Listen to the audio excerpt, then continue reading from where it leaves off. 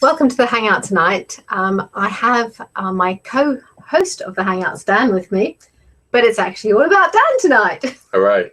Hooray. Dan, there's a big adventure about to start. Is there? There is, yes. BBC Essex featured it today, I believe. They did, yeah. For the second time. Yeah, they did, yeah. Yeah. What's everyone talking about? What is the adventure? Well, it'll be a week today. In fact, what's the time now? It'll be exactly 1 week today, 8:15. Okay. Is when I fly. Quickly look at the yeah, it's now 20 past, so yeah. I'll just be taxiing down the runway this time next week. Okay. Flying to South Africa for probably around 6 months, maybe longer. Going out there to work with a great white shark cage diving company that I interned with last year, October, November. And yeah, amazing. They offered me the chance to work alongside them for a longer period of time, and I of course said yes because I've loved sharks my whole life. So yeah, that's kind of going to be my next stage, my next adventure. This is a very strange career move. I don't know if I can even call it a career. It's just the thing that is happening next. The thing that's happening. Yeah, next. I wouldn't put it down as a career. I certainly don't see any. Well, I don't know. I can't really say how long it will last. I know I'm just looking forward to the next stage of it. And yeah, I've loved sharks my whole life. So it's a job I've wanted to have since I was very, very young. So it's been a very easy decision to go out there and work closely alongside the animals that I have a massive passion for. Okay. But it came as quite a surprise to me. I've known you for about 7-8 years now, and I always have known you as a drummer, and as a friend at church, and we've shared faith and lots of laughs together. But this whole shark thing was such a surprise to me. There's clearly a deep passion that you have there, and you say it goes right back to your childhood. Yeah. What's inspired you about sharks? Where did it start from? Similar to drumming, it's been there the whole time. With drumming, it's very accessible though. It's very easy to get involved with. Yeah, there's not a lot of sharks at exactly. Mersey. So you can start playing drums and people know it very easily. Yeah. Whereas the sharks, there isn't really much to talk about around here. Although what I've learned since coming back from South Africa is actually there is a lot to talk about around here regarding sharks, just in terms of how much shark products are consumed in the UK. So actually it is a bigger issue than I thought it was here. But yeah, no, it's a lot easier What do you mean by consumed in the UK? Not only is there shark fin soup in well over 100 restaurants still in the UK, but also some fish and chip shops serve types of shark. And even this week, Iceland have removed blue shark steaks from their freezers. So even Iceland was serving sharks up until last Wednesday. But shark is just a fish, isn't it? It is, yeah, and we're overfishing a lot of species of fish. That is an overall problem. However, taking the amount of sharks that we're killing every year out of the food chain is a huge problem, and it's destroying oceans all over the world, and we're seeing different effects in different places in regards to ecosystems and food chains. Obviously there's a big problem when you take the top predator out of its food chain. It has an effect on the whole system. Okay, so in terms of looking at sharks and working with them, the conservation angle is obviously very important to you. How does your faith and the way that you've sort of, you and God work, how does that sort of play into the conservation and the shark thing, or is this just mad fun? Yeah, I guess there is an element of it's just this is an amazing animal that I've loved forever and want to work with, but I do. There's a very peaceful nature about them, which I see very clearly, especially when swimming with them in the water. You get an incredible sense of calmness from them, which maybe isn't words you'd expect to hear about sharks, and I feel a massive sense of peace when I was in the water with them, and I remember actually being underwater, just thanking Jesus as this oceanic blacktip shark swam pretty much as close as you're sitting to me, and I just like, what an incredible animal, like, great job. This is amazing animal. It's such a streamlined, it's perfectly made, and yeah, so there is that side to it. I do get that. I never thought about the idea actually is worshipping at the bottom of an ocean. Oh yeah, that's amazing. Yeah. That's blowing my mind. Yeah. Actually, yeah, what a cool place to go and worship. Of all the places to thank God for his creation, like being right next to it is that's like totally the Psalms, like in the depths of the ocean. Right. And I've stood on top of mountains in the similar kind of context, but that's I guess a bit more well, not accessible, but more people have maybe climbed a mountain than they have some with a shark. But yeah, no, I mean, God is everywhere, his creation is everywhere, and when I see a 4-meter great white shark gliding past our boat, you just think, man, what an amazing animal. Like, God, you have done an amazing work, not just with this shark, but like everything in this ocean is in place for the right reason, doing the right thing. Yeah. Unfortunately, it's us that's disrupting that. But yeah, that's how the faith and sharks thing work. So a few months ago, you spoke in the evening service, and your inspiration was very much drawn from looking at nature and looking at the universe, and the way that has shaped your faith. Would you say that you look on things in a particular way in terms of your faith? Yeah, I think the times when I feel closest to God, or the times that I connect best with God, is through nature, through things like mountains, sunsets, like the stuff that's very visually striking. Yeah. The best one being a sky full of stars is a very easy place to kind of go, wow, like what an incredible vastness of glory there is up there. And so those are the times, I guess, where I'm feeling most in tune, maybe. I mean, music is my life as well, but I would say even beyond music, it's more about the visual strikingness of nature that really gets me going, really fires me up. You've always expressed your worship through drumming. That's what at Kingsland we've all known Dan for.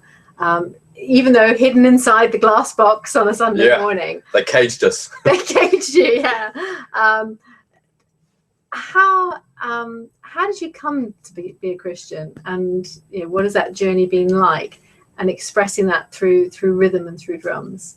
Well, I've been a Christian my whole life. Both my parents are Christians, so it was a church upbringing.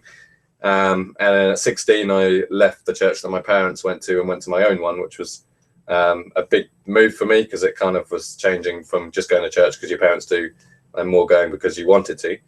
And I went to a church across town called Elam and met some great people who are very gifted musically, which interested me, being a drummer. And I grew in the time that I was there, the years that I was there, in kind of figuring out how God and music works. Because music is an incredibly powerful tool. I love watching films that has very emotive music, because you can it really makes a difference. So I wanted to discover more how I could make a difference as a drummer in the music in a church. A lot of that is around the idea of what should I be playing, what shouldn't I be playing. And I kind of learned I learned more about drumming, and about church drumming specifically, in those years. And then it kind of progressed from there, and I've been drumming here for 6 years. And again, just learning from other people, and trying to work out how the best way of drumming in church is, because I drum in the secular world as well, and that's a very different place to drumming in a church. Yeah, that's iDrum. iDrum, of course. And because there you need to be out there, you need to be expressive, you need to be over the top, whereas in church you want to be the opposite of those things. Okay. So learning that was kind of a big part as well, as to how I can best serve through drumming.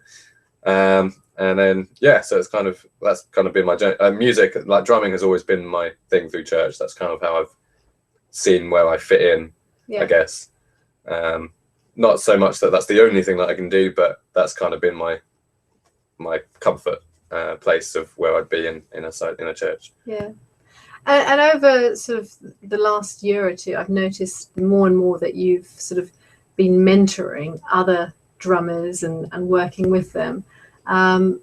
How have you found that sort of role, sort of moving into more of a teaching role? And I know you've particularly been teaching, getting ready for you not to be here for 6 months. Right. You've been going quite strong on that. But how's that been? Yeah, good. I think it's really important just to inspire and encourage any other people. I know when I was a young drummer that there were people that I looked up to and that helped me when I was playing, that I probably wouldn't have gone very far without them. So yeah, I mean, life is all about passing on your knowledge, and so the next bunch of people can carry on. So yeah, no, the drumming here, yeah, I've had sessions with all the drummers that play here, just because I love to see them growing in their own style as well. I don't kind of tell them you got to play this way, but this is kind of what sounds best. And then yeah, there's a couple of young guys that we're specifically training at the moment, that we would love to see on the rota. Yeah. So yeah, it's kind of it's a process just getting them up to that. And last summer you took an adventure across the pond to America, and you met up with some Christian drummers. 2 summers ago. No, was it 2 summers ago? Yeah, 2 years ago. Yeah. Where's the time gone? Okay, 2 summers ago you went over to America, yeah. And you met with some Christian drummers and stuff there. How did you find the worship over there, and the things that they were talking about and doing, and the how they were expressing their faith in drumming? Yeah, it's a different vibe in terms of the style that they would play. I found it to be very performance-y in a lot of churches, and that's not particularly any negative thing, because I was able to speak with all these people, and you can clearly tell their heart was for God. They were very passionate. They just wanted to do the best they could. So a performance kind of was what came out of that. Sometimes it can be a bit over the top, but you know, I think their heart is always in the right place. And yeah, I met with some amazing drummers out there. I was actually very blessed because they all drummers look out for each other. You know this. I do. So I would arrive unannounced at a church in, for example, San Diego, and met the drummer, and within 20 minutes we've chatted about life, and he's giving me a lift home. And so it was very easy to network with drummers out there. I spent just over a week with a wonderful friend called Steve, who is a fantastic drummer. Again, just invited me into his life for a week and a half. Learned a lot from him about drumming, about faith, about God. So yeah, that was a great experience. Yeah, amazing. Really good. Yeah. You always seem to be willing to be up for an adventure. Of course. You never say no. Yeah, you've traveled all sorts of places. I drum, you know, your street performance. You go all over the country every week, don't you? Doing that as well. Why do you think you've got this spirit of adventure? Because I can't sit still for longer than 10 minutes. Is that the problem with drummers? Yeah, that is, isn't it? Yeah. I don't know. I don't like the idea of just being still. I know it's important to be still every now and again, but that's what Mondays are for, isn't it? Monday's my day off. No, I don't know. I don't know. I've always loved seeing places and meeting people and having different experiences, and trying to be out there as much as I can with a drum kit or not. So yeah, I don't know where that comes from. My dad probably. Yeah. And when you've travelled alone, how have you found that? Because you know, particularly like going across to America completely on your own, out to South Africa on your own, you know, you've done a lot of that. A lot of people are afraid of being alone, particularly when they're traveling. How have you found that experience? I think you can learn a lot about yourself traveling by yourself. Yeah. What are you actually capable of? Before I went to America, I probably wouldn't have said I was any good at traveling by myself, but actually it's up to you to talk to people. It's up to you to plan your travel, plan your accommodation, plan what you're going to do each day, and you kind of make yourself capable of doing these things. So I really... Oh, the lights going out. Power cut at Kingsland. We're back. We're back, yes. We're in Suzanne's office, and after 15 minutes, if you don't move, the lights go out. So that's how still we were being. We need to be more expressive. You do. We need to do a bit of drumming. Yeah. Yeah, that sounds great. Yeah, no, I love traveling by myself. It's great because you don't need to consult with anyone about what you do each day. I decided I woke up like in South Africa and I'm going to go walk up a mountain today, and I did it. Yes, I seem to remember I insisted. I took you with me. You did, yes. Virtually. I have always wanted to walk up Table Mountain, and I've never had the chance to walk up Table Mountain. However, I made sure that Dan walked up Table Mountain, which is quite a long walk, and took videos and photos all the way to the top of the mountain. So I've been there virtually with you. You have, yeah. Excellent. So anyone wanting a virtual shark cage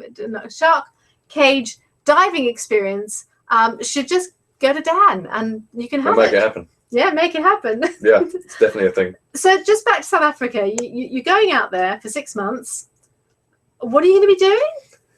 Great question. Do you know what you're going to be doing? A little bit, yes. So the day I arrived there last October, I took over all the social media. So I've been doing that ever since. So that will progress, and I'll do that 10 times more. So this is for the shark dive. The Watchdog Africa, yeah, the great white cage diving operation. So you've been looking after their Facebook and their Twitter, Instagram, yeah, everything that kind of is online. So I'll be carrying on doing that. They have interns every month, which I was one of back in last year. So I'll be helping encourage them to do more of the things that we didn't do when I was there last. So that's talking to clients on the boat, getting them geared up to do their presentations to clients, which was something that I ended up setting up in November. And then planning other projects for them. Just this morning, I was talking to a shark expert who's going to come to Mossel Bay, speak to the interns. So just putting in place other things that will make their experience the best it can possibly be. Loads of other things as well. I'm going to be involved in a lot of diving projects, and lots of research stuff. Yeah, a lot of just kind of random bits going on. I've got kind of 5 jobs. One is making the intern's job as good as possible. One is making my intern manager's job as easy as possible. One is making the client's job as good as it can possibly be. 4 is making Watchdog Africa as much money as I possibly can. And 5 is the most important one, which is getting the message of sharks wider out there. The message of protection, conservation, raising awareness, which I guess comes through points 1 to 4 as well. But that's kind of the big deal as well. So I'll be making my own videos, documentaries, doing interviews, just trying to spread as much word as I can. And that goes back to BBC Essex, where you were on the radio yesterday for the 2nd time about sharks. Well, it was aired today. I was there yesterday. Okay, yeah. Yeah. And why are BBC Essex interested in sharks? There's not many sharks off the coast of Essex. No, there isn't. But again, it comes back to actually there's more going on locally than we thought there was. Just a few months ago, there was a photo of a blue shark being sold in a fishmonger's in Suffolk. So it's a much more local thing than we really realise. So yeah, I think BBC Essex were interested because I live in Essex and now I'm swimming with sharks in South Africa. So that's an interesting change for them to kind of report on. I love the title they give you, Shark Boy. It's great. Yeah, I didn't give myself that title, nor will I continue that title. Please, no one call me that. It was Shark Man to start with, and then I've been dropped down to Shark Boy. I'm not sure how I'm getting younger in this process. You appear to be getting younger, yes. Yeah, whatever. I've been called a lot of things over the last 3 months. We most have Shark Man Dan in the name, or I'm trying to avoid most of those names. And you've been doing a lot of going into schools and to different groups and organisations, just spreading the word about the conservation as well, haven't you? Yeah, just trying to speak to as many people as I possibly can.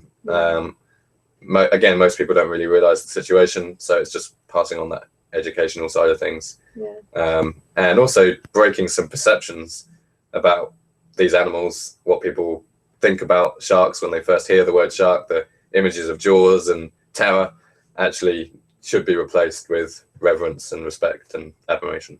Awesome. Dan, we're going to miss you for 6 months. I know it's the year of adventure for many, and you are just one of the many. And you. We've all got some adventures coming up, God adventures. And I will be praying, and I'm sure others will, that when you're in the depths of the oceans, that you just have an awesome experience of God, and you can worship your heart out at the bottom of the oceans with those beautiful creatures. And we look forward to you being back in the cage here, drumming. Forever in cages. And forever in cages, and sharing your experiences. And God bless you as you go. Thank you. Thanks for coming to the Hangout tonight. I'll put links to Dan's projects iDrum, White Shark Africa. I can't get those words White out. Shark Africa. Thank you. And all the other things on this video, so you can have a look. Have a great time, Dan. Thank you.